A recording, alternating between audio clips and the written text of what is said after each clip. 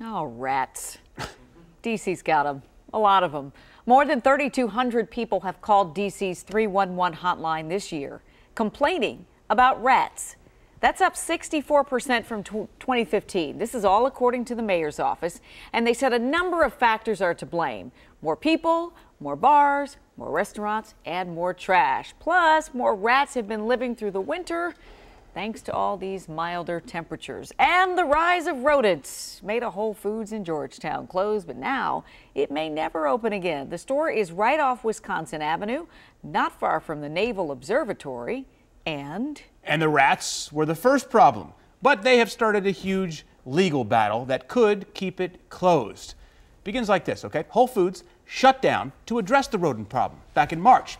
Now the owner of that building is mad because in the lease agreement, it said Whole Foods couldn't be closed for more than 60 days because that would mean that the building's owner would lose money because that person gets a cut of the store profits, okay?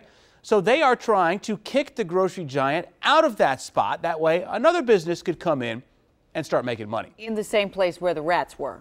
Right. Got it. The story continues. Whole Foods says, yeah, that ain't fair. In the 6 months they were closed, they spent more than $1 million making changes to the space meant to keep rats out. On the other side, though, the building's owner says Whole Foods was using the rat problem as an excuse to make other renovations that were unrelated.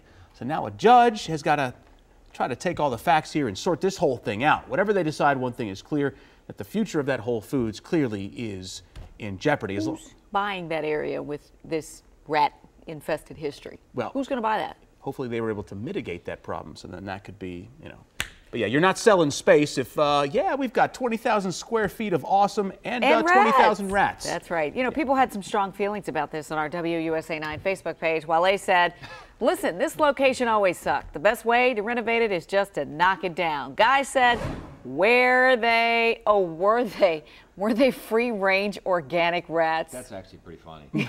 That's Mark, though, because, if they're free range, they don't have quite as bad disease. I don't know. Yeah. Mark is staying positive. He says, this was the closest grocery store to me, but since the close, I've become a Trader Joe's fanatic. This was a blessing in disguise, perhaps, followed by a smiling emoji. Those